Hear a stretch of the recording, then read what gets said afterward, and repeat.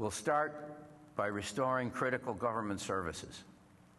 Tax revenues will increase as the economy recovers. I think we can all agree on that. But that recovery will be stalled as long as there is a fiscal deficit and a government incapable of performing core duties. Therefore, I'm putting forward a plan that will balance the budget, reallocate public resources to the most important government priorities, and restore the basic functions of government. Some of these proposals have been presented and discussed in the past in this legislature, and I want to pay particular credit to those of you who've had the courage to put some of these bills forward.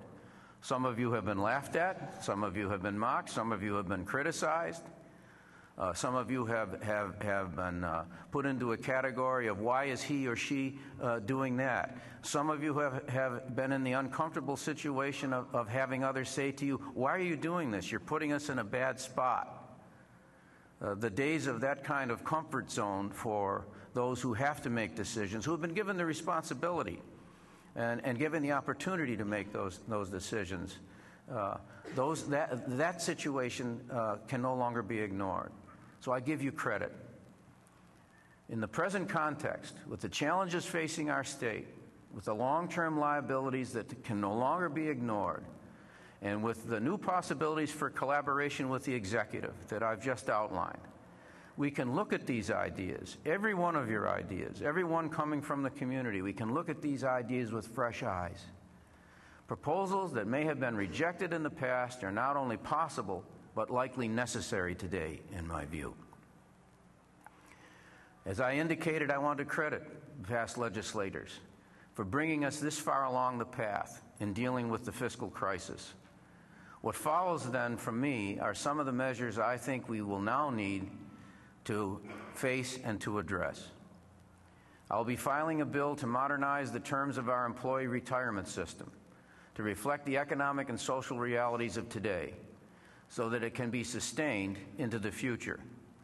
Absent action in this regard, the retirement system itself is in jeopardy. Absent action in that regard today, the retirement system itself is in jeopardy. We all have to pull together. To this end, I am proposing that we end the current practice of state-funded reimbursement for federal Medicare Part B benefits for Hawaii government employees. I am personally one of those recipients. I ask our tax folks in Budget and Finance to start this review with me, taking a look at me. I'm not going to ask anybody to do anything that I'm not willing to do myself.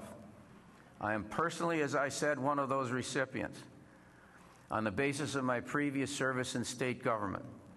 But it is a bonus paid for by taxpayers that can no longer be justified in the light of our current fiscal and social crisis. I did not earn this benefit, and I cannot justify asking taxpayers, public or private, to pay for it.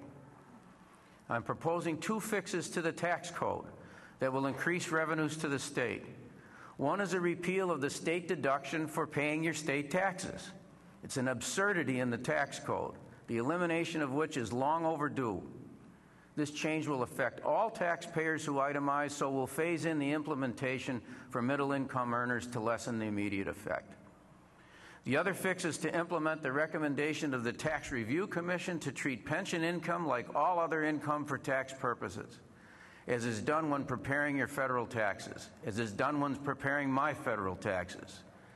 My proposal includes a provision that those who are most dependent on their pensions will not be taxed, but people like myself have to step up. We cannot ask people to do something for us that we're unwilling to do for them in terms of shared sacrifice. I'm proposing. Thank you.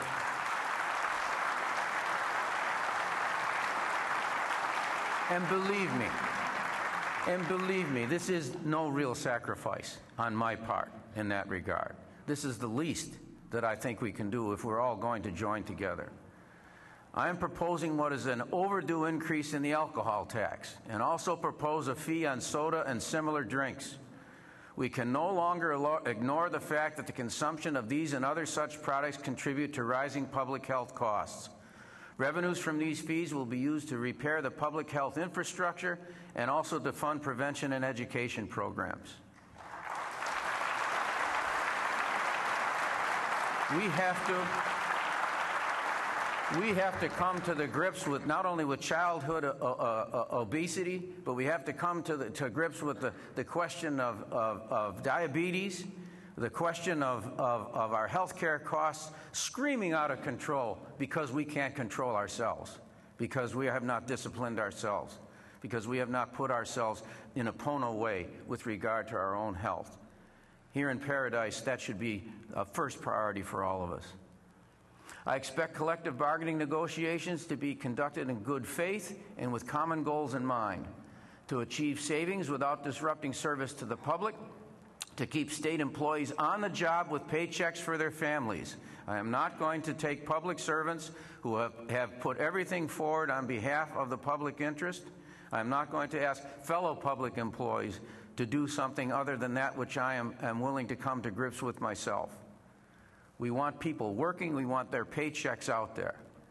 And we want to exercise creativity and long-term thinking then in the bargaining process to improve the work experience and achieve a resolution of the crisis of unfunded liabilities in pension funds and runaway health costs. We cannot avoid it.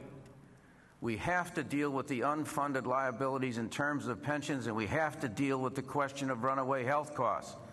I was here in this legislature when in the wake of Jack Burns's initiative, Governor George Ariyoshi and subsequently John Way helped to bring about the implementation of the most advanced health care system in the United States. The prepaid employer health care plan that we had started in 1974 when Ben and I came in 1975. Was the most advanced and is still the most advanced in the country. But events have overtaken us. Events have overtaken us. Unfunded liabilities and the screaming advance of health care costs are something we can't avoid any longer. We need to ensure that our visitor industry is sustainable by bringing the impact fees paid by the increasing number of timeshare occupants into alignment with hotel room occupants who pay the transient accommodations tax. This is not an easy problem to resolve. This is the timeshare industry as such, I think, is the wave of the future. And we need to address ourselves to it, and we need to support it. We need to support travel and tourism and what I now call the hospitality industry in a way that is beneficial for everyone, starting with us, starting with Hawaii. In that context, I will reallocate funds from the Hawaii Tourism Authority to basic government services such as environmental protection, improvements to public facilities, and advancing culture and the arts. The amount we are spending in the name of marketing Hawaii has grown disproportionate to the amount we need to spend on Hawaii's own infrastructure, social and physical. We need to reprioritize.